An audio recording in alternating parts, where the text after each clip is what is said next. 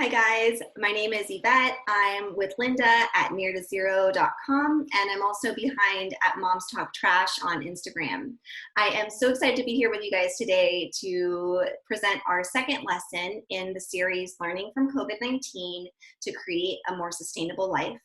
The lesson today focuses on refuse and reduce. So the question we're all asking ourselves, at least I am, is how much stuff do I actually buy? And I know that COVID-19 has changed our lives in so many ways, one of which I think is our shopping habits. So we're gonna explore that today. Specifically, we're gonna talk about understanding the 6 R's of zero waste and sustainability and how to start by refusing and reducing first. So what are these 6 R's of sustainability? We're most familiar with 3 of them. First of which is reduce. So we reduce what you need, use less in general. Maybe buy less, use less. Reuse what you already have. Think about new ways to repurpose something that might be in your house. We recycle what you can. We know that putting things in the blue bin often feels really good, but we don't really know what actually happens to them once they reach the recycling plant or maybe ultimately, unfortunately, the landfill. So we really want to focus on having less stuff to recycle in the first place. And this in general is actually only half of the picture. We're missing 3 other R's. The inverted triangle here actually starts with refuse. So when we refuse, we say no to the things that we don't need. And I think that can be hard sometimes because we often want a lot of things that we don't actually need. But refusing is one of the first steps to a lower waste lifestyle. And then we add repair. In between reuse and recycle, we're trying to repair what's broken. Something that I think in my generation has been lost. And my parents and my grandparents used to not throw anything away. They would repair things over and over. But now if something's broken or has a hole in it, we can so easily replace it and often in a pretty inexpensive and convenient way. So I think repairing is something that we should be a little bit more mindful of as well. And the last R is rot. Although rotting can have a kind of a negative connotation, in this, what we're really talking about here is composting and composting the rest. Anything that's left, that's organic material that can be really converted back to soil that will be nurturing for a vegetable garden, we can compost the rest. So there's a lot to cover in these 6 R's. Today, we're only going to cover refuse and reduce those first 2, and specifically around how COVID-19 has, in a way, forced us into this refusing and reducing our shopping habits. This is all really coming from a decrease in our reliance of convenience. So because of COVID-19, we all know that the things that we used to rely on available for us any time of the day aren't necessarily there anymore. We don't have 2-day shipping. Expecting something to be ordered and then show up on your doorstep in 48 hours isn't our reality right now. We also are experiencing a lot of out-of-stock items at the grocery stores, and we're not able to go shopping like we used to. Our shops are closed. And they're unfortunately taking a big economic hit.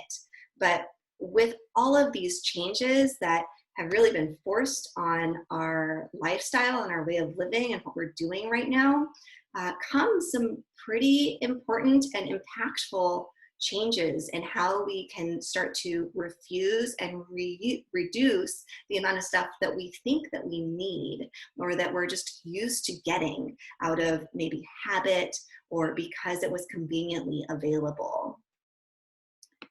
The other thing that I think has changed due to the COVID-19 situation, quarantine, and sheltering in place, like we're doing here in California still, are being able to reuse and think about new ways of using things that are in the house, because we're reducing the stuff that comes home. And so a few things I wanted to share with you are things that I've been doing here with my family. We had a little spa day, and we took things that were already in our kitchen, honey, avocados, some oats, and we were able to make face masks to do a little spa day with them. Actually was really great and felt super great on the skin, and it was a lot of fun. And we reduced the plastic we brought home. We didn't bring home a disposable mask that got tossed in the trash in the bin right after we used it once. We didn't bring home a plastic tube for the face mask either. So I felt like that was a really great way to say yes to self-care, but no to excess waste. And then using containers that we are using for pasta or salsa, using those jars for different things like leftovers, and not needing extra Tupperware containers or other things that we would maybe buy additional to store our food. And also being able to use them for fun things like a succulent pot or a vase, or maybe even a drinking glass. Similarly, using things that are around for fresh lemonade. We are really fortunate to have some citrus trees in our backyard. So fresh lemonade, fresh orange juice, maybe even some iced tea in a jar that would have normally ended up in our recycle bin now gets multiple uses over and over, and we're buying less. We're actually needing to buy less bottled water or sparkling water. That's one of our favorite things to drink. We're trying to buy less of that and use more of things that we already have. And then, of course, food storage. So this one has been really impactful for me because there's a huge industry right now of green products, some of which I love and are really great as we're trying to shift into a lower waste lifestyle. And so, often we can say, well, we're going to toss this and buy that reusable, beautiful silicone bag instead. And what I've been really looking around and observing is that oftentimes we don't need that thing that's labeled reusable or sustainable or eco-friendly product because we have something already that can serve the same purpose. So when we're thinking about refusing and reducing first, those things start to kind of pop up and you start seeing them in more places. So as we're thinking about this, I want you to take a pause and think about how this is showing up for you in your life during this time of COVID-19, of quarantine, as we're preparing to come out of our shelter-in-place orders. Some states have already done that. Some places around the world have already done that.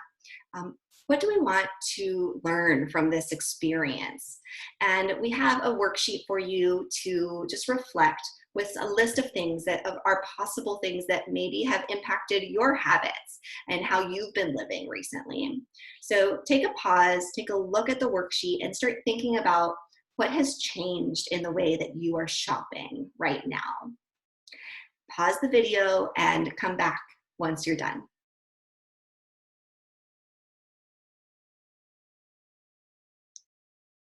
All right, so if you're back, I hope that means that you've completed your list. So you may be asking yourself, now what? Like, yeah, Yvette, I know everything changed. That's no surprise. You don't need to tell me that. But I think the important thing is not necessarily what changed, but what we learned from those things that changed and what we want to do with them going forward as we start to redefine normal and start to create new habits for ourselves, or maybe keep some habits that we may have adopted during this quarantine time. What do we want to do with that? And be really mindful about how we're coming out into whatever the new normal looks like. So the next step is just to look over what you've written. Really reflect on it and pick 2 things that you want to focus on keeping and 2 things that you want to focus on removing. Maybe you're adding something new. Maybe you're keeping a habit that you started. And then also, not all of our habits during this time are positive for the environment. Some of them are negative takeout food containers are probably increasing in a lot of people's homes if you're ordering takeout because no one's taking reusable containers. Packaged foods might have increased. So think about the way you're shopping. Maybe you're shopping more online, what you want to change about those things. Then really important to think about how you can implement this. How can you make this new thing that you want to make a habit out of? How can you make that real for yourself? What is realistic for you, your lifestyle, maybe your family, your living situation? How can you make this a long-lasting habit that you either keep or remove? And my favorite of all the steps is find an accountability buddy. So this is fun, right? Because we don't do this alone. This is not a one-man or one-woman show. This is something that we do with the people around us. And enrolling them, the people you live with, your family, maybe your roommate or your friends if you live alone, enroll them in what you're doing, share with them so that it increases your likelihood to stick with it. And you may even inspire them in the process to try something new. We're gonna end with just a little quick tip for you, something that I like to think of when I am about to buy something new. So think before you swipe, or maybe think before you press purchase on your phone or your computer. The first thing that I think about is, will this improve my life? And this is a take on Marie Kondo, who I love. Her, well, does this bring you joy? I was like, at the end of something's life cycle, when something is about to exit your house, you may be asking yourself that. When something's coming into your house, you can ask yourself the same thing, or ask yourself, will it improve my life? If the answer is no, then don't buy it. Put it back on the shelf, empty your shopping cart. Just don't do it. It's not worth it. If the answer is yes, you can ask yourself, how many times will I use it? If you're going to use it once, don't buy it. If it comes with a lot of packaging that's going to end up in a landfill, or if the item itself is a single-use item that will end up in a landfill shortly after you've purchased it, probably worth a second thought.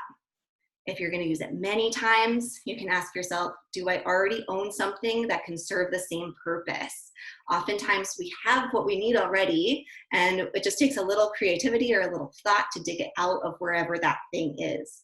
So if you do, don't buy it. If you don't, think to yourself, can I buy it secondhand?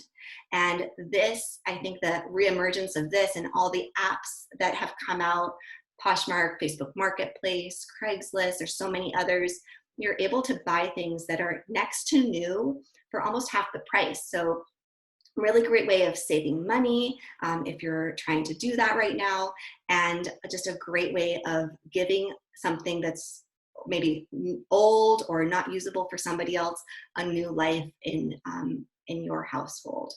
So if you can buy it secondhand, don't buy it new. And the last question I like to ask myself is, do I truly need it? And this is a hard one because then that makes me really evaluate what I want versus what I need.